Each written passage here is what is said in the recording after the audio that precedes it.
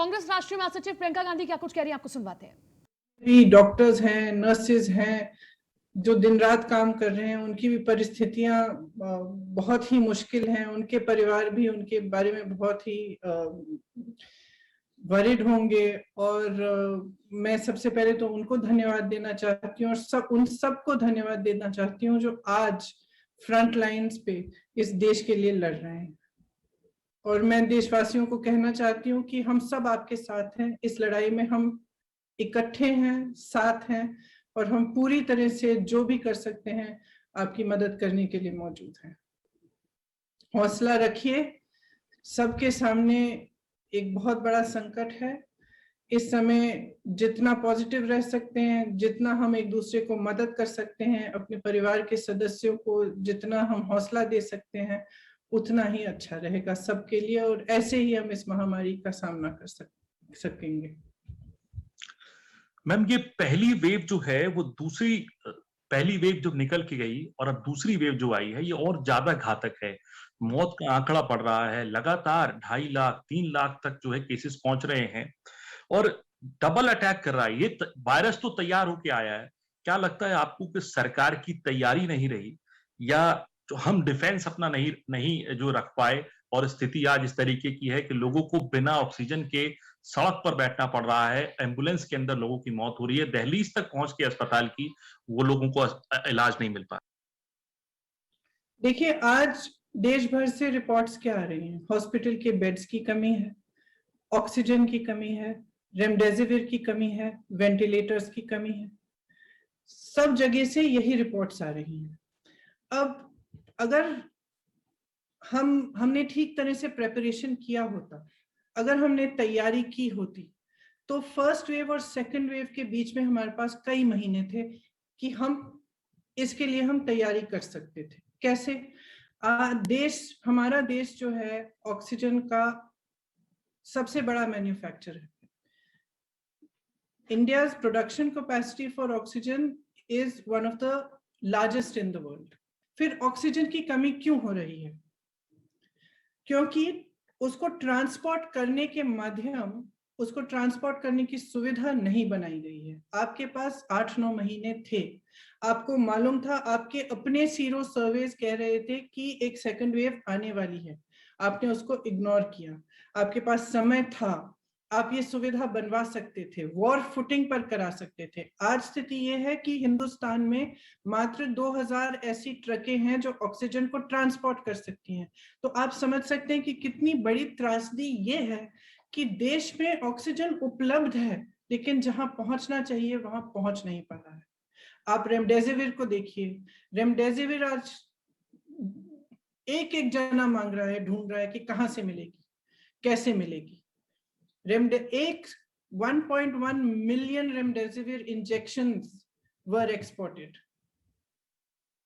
1.1 million remdesivir के injection का निर्यात हुआ है हिंदुस्तान से पिछले 6 महीनों में, और आज हमारे पास कमी है। आप वैक्सीन्स को लीजिए, सरकार ने 6 करोड़ वैक्सीन एक्सपोर्ट की हैं पिछले 6 महीने में।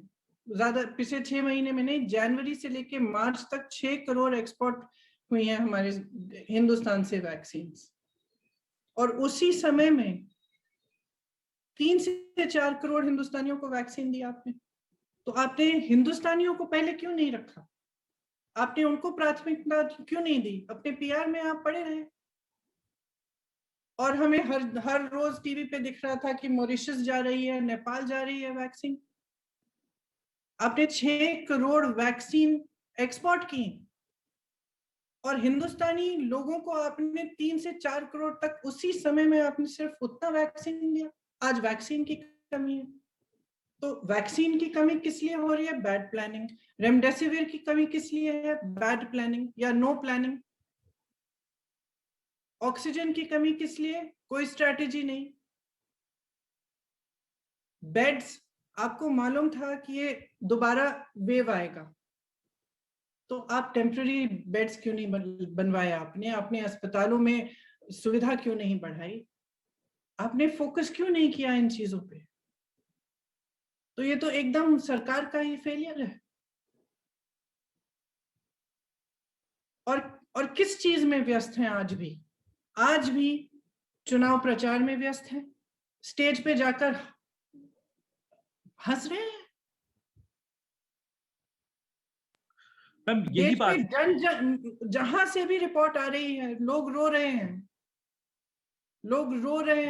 लोग चिल्ला रहे हैं, चीख रहे हैं, जैसे आपने कहा कि हमारी मदद करिए, कहीं ना कहीं से हमें दवाइयां दिलवाइए, ऑक्सीजन दिलवाइए, बेड दिलवाइए, और आप बड़ी बड़ी रैलियों में जाकर हंस रहे हैं। हंस कैसे सकते हैं?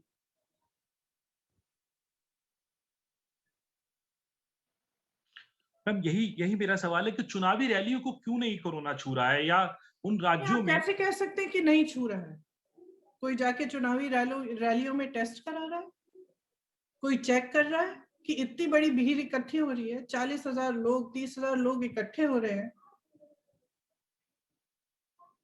आपने अभी तक नहीं किया, अब तो करिए, अब तो रोकिए।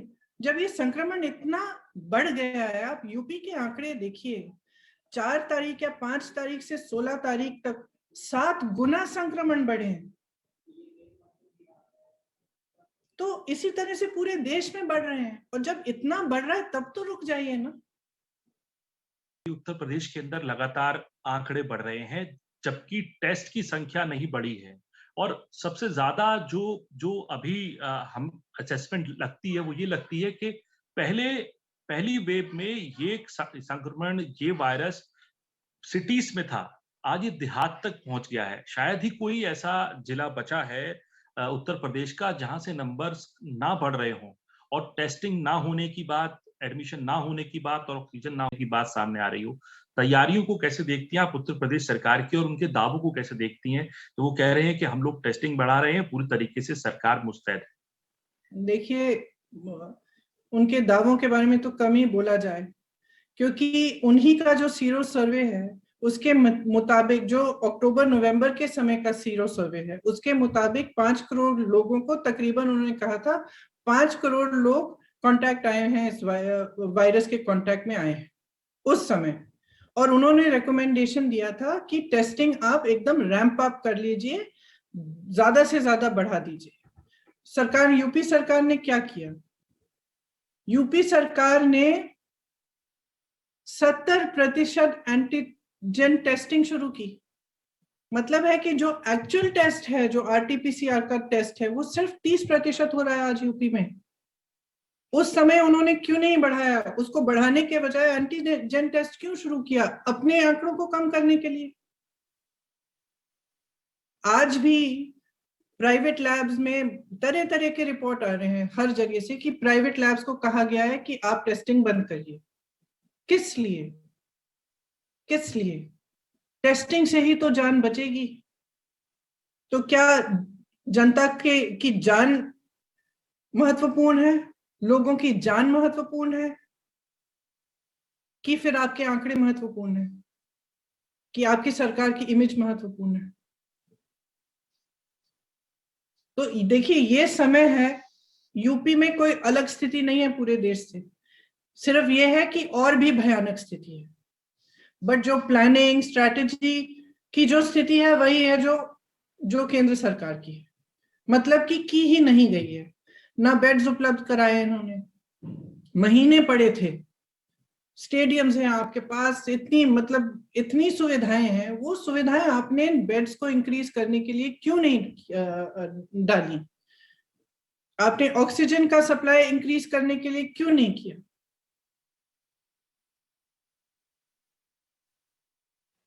मैम मतलब देखिए, मैं कई दिनों से, आपको भी मालूम होगा, आपके साथ भी यही हो रहा होगा, हर जगह से ऐसे रिपोर्ट आ रहे हैं कि समझ में ही नहीं आ रहा कि ये सरकार क्या कर रही है। शमशान घाटों पर इतनी भीड़ लगी हुई है, लोग कूपन्स लेके खड़े हुए हैं। कुछ दिनों पहले मुझे बताया गया कि 12 घंटे के लिए इंतजार करना पड़ रहा है, लकड़ी नहीं मिल रही। मतलब ये स्थिति आ गई कि हम लोग सोच रहे थे कि किस तरह से हम मदद करें, क्या हम किसी भी तरह से कोई लकड़ी उपलब्ध करा सकते हैं, कुछ कर सकते हैं। और हम खुद सोच रहे हैं कि हम क्या करें इस स्थिति में। जो सरकार को करना चाहिए था, सरकार नहीं कर रही है। जब ये बाहर बात निकली जब एक वीडियो निकला कि ये हो रहा है कि इतने सारे शव जलाए जा रहे हैं लखनऊ के शमशान घाट पे, तो इन्होंने क्या किया? स्टील की शीटिंग लगानी शुरू कर दी। किससे छिपा रहे हैं? पब्लिक तो देख रही, पब्लिक तो जी रही है ना, पब्लिक त्राही है। कांग्रेस की राष्ट्रीय महासचिव प्रियंका गांधी को आप सुन रहे थे किस तरीके से केंद्र की सरकार पर और सीएम योगी आदित्यनाथ पर भी उन्होंने निशाना साधा कि किस तरीके से बदहाली बढ़ती जा रही है। बहरहाल खबरों में आगे बढ़ते हैं। यूपी में वैक्सीनेशन पर अब ज्यादा जोर दिया जा रहा है। मुख्यमंत्री योगी आदित्यनाथ ने भी साफ कर दिया है कि अब 1 मई से तीसरा फेज शुरू होगा, जिसमें कि 18 साल से ऊपर के सभी लोगों को मुफ्त वैक्सीन लगाई जाएगी। कोरोना की रोकथाम के लिए सीएम ने निर्देश जारी किए हैं। कोविड अस्पतालों में बेड की संख्या दोगुनी की जाएगी। प्रत्येक जिले के प्रभारी मंत्री अपने जिले में जाएं, स्वास्थ्य सेवाओं को, खासकर ऑक्सीजन की किल्लत को दूर करें। तो लगातार हम देख रहे हैं एक्शन में मुख्यमंत्री योगी आदित्यनाथ नजर आ रहे हैं और क्वारंटीन सेंटर का निरीक्षण करें, रिपोर्ट दें, होम आइसोलेशन में मरीजों को दवा उपलब्ध कराएं।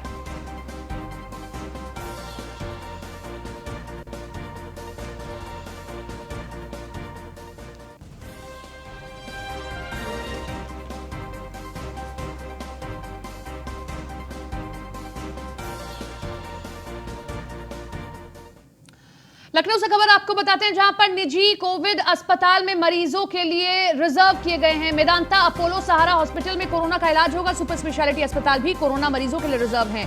लखनऊ के 115 निजी अस्पताल कोरोना इलाज के लिए नामित हैं। लखनऊ के प्रभारी डीएम रोशन जैकब ने ये निर्देश जारी किए हैं। तो अब निजी अस्पतालों की भी मदद ली जाएगी। निजी अस्पतालों को भी कोरोना की जंग में शामिल किया जाएगा। कौन कौन से निजी अस्पताल हैं वो भी हम आपको बता रहे हैं।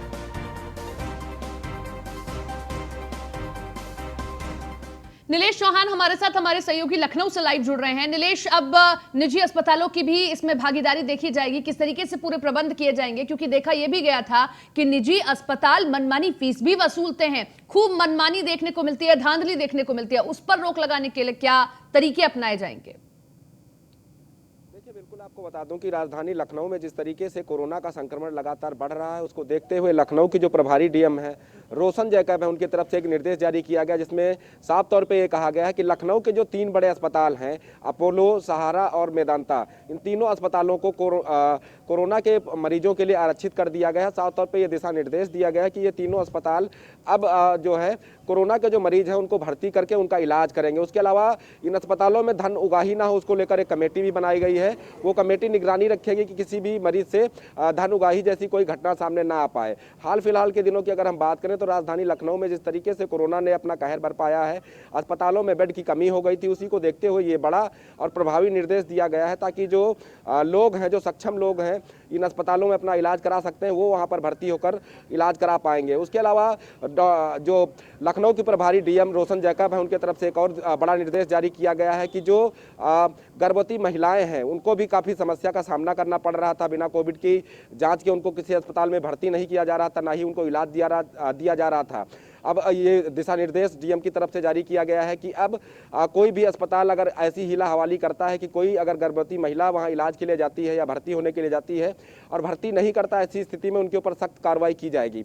तो लगातार राजधानी लखनऊ की स्वास्थ्य व्यवस्थाओं को दुरुस्त करने के तमाम प्रयास किए जा रहे हैं, चाहे वो ऑक्सीजन की कमी को लेकर हो, तो ऑक्सीजन की कमी को लेकर भी सख्त निर्देश जारी किए गए हैं कि जो कालाबाजारी करने वाले लोग हैं उनके ऊपर एनएसए के तहत कार्रवाई की जाएगी। उसके अलावा रेमडीज जो इंजेक्शन है, जो जिसकी कमी बताई जा रही थी, हालांकि उत्तर प्रदेश सरकार ने पहल करते हुए 2 दिन पहले ही 30,000 इंजेक्शनों की एक बड़ी खेप मंगा ली है। उत्तर प्रदेश में इंजेक्शनों की भी कोई कमी नहीं है और मुख्यमंत्री का साफ निर्देश है कि कहीं पर अगर गैस और इंजेक्शन की कालाबाजारी पाई जाती है तो उनके ऊपर एनएसए के तहत बड़ी कार्रवाई की जाएगी।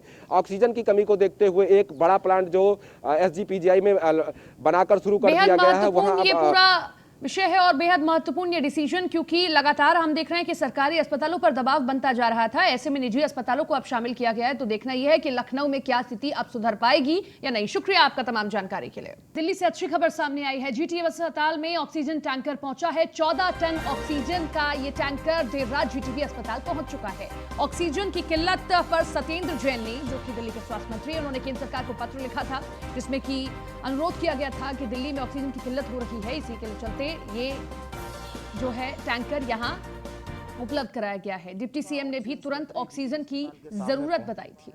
तो एक आपको पता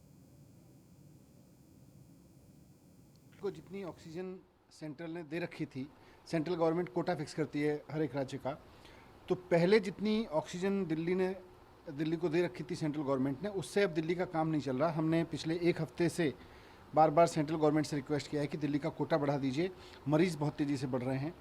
उस पर अभी कोई ठोस कदम नहीं उठाया गया। और आज हमारे साथ स्थिति है कि दिल्ली के बड़े बड़े अस्पतालों में 8 से 10 घंटे की 12 घंटे की ऑक्सीजन बची है। और इस वक्त दिल्ली के अस्पतालों में करीब 16-17 हज़ार मरीज़ अलग अलग अस्पतालों में भर्ती हैं।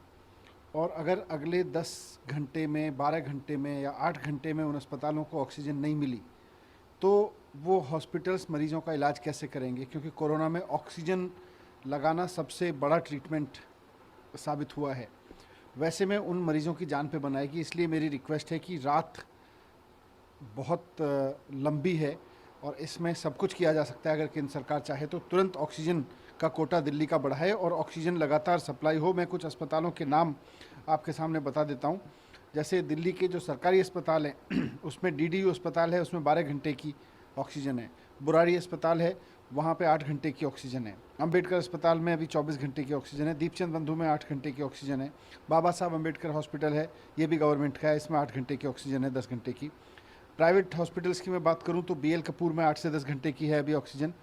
बत्रा में भी 8 से 10 घंटे की है। वेंकटेश्वर अस्पताल में केवल 4 घंटे की ऑक्सीजन बची है। मैक्स पटपड़गंज में 8 घंटे की ऑक्सीजन है। महाराजा अग्रसेन में 5 घंटे की ऑक्सीजन है अभी। सेंट स्टीफन्स में 12 से 15 घंटे की ऑक्सीजन है। तो ये मेरे पास लगातार जानकारी आ रही है। मैक्स शालीमार बाग में 8 घंटे की ऑक्सीजन है। वहीं दिल्ली में कोरोना के चलते अब सुप्रीम कोर्ट भी बंद कर दिया गया है। सिर्फ ऐसे मामले जिन पर तत्काल सुनवाई की जानी है उन्हीं की सुनवाई होगी। बाकी सभी मामलों में फिलहाल सुनवाई सुप्रीम कोर्ट में नहीं होगी। हर जगह की रफ्तार जो है कोरोना के चलते थम गई है, रुक गई है। और एक बार फिर से हमने देखा है कि कोर्ट के दरवाजे बंद हो गए हैं क्योंकि कोरोना के केसेस लगातार बढ़ते चले जा रहे हैं।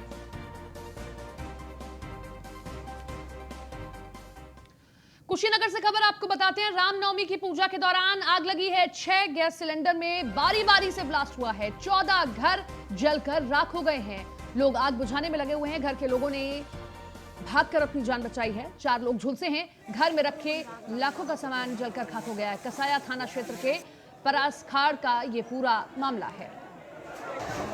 तो कुशीनगर से ये तस्वीरें आप देख रहे हैं। धुएं का गुबार आपको दिखाई देगा। ये काला गुबार बताने के लिए काफी है कि आग कितनी भीषण रही होगी। 6 सिलेंडर जिनमें एक के बाद एक ब्लास्ट होता है। रामनवमी के मौके पर ये पूरा हादसा यहाँ हुआ है। अच्छी बात ये रही कि जो लोग अंदर मौजूद थे वो किसी तरीके से अपनी जान बचाने में सक्षम रहे। कानपुर से खबर है जहां पर बिदनू ब्लॉक के पिपरगवा गांव में पुनर्मतदान बूथ संख्या 186 के लिए फिर से मतदान शुरू हो गया है। सुबह 7 बजे से यह मतदान प्रक्रिया शुरू हुई है। लगभग 750 मतदाता दोबारा वोटिंग कर रहे हैं। कड़ी सुरक्षा के बीच यहां वोटिंग कराई जा रही है। आपको बता दें कि 15 अप्रैल को मतदान के दौरान यहां मारपीट होती है। मतपेटी और बैलेट पेपर में पानी डाल दिया गया था, जिसके चलते एक बार फिर से इस बूथ पर वोटिंग की जा रही है।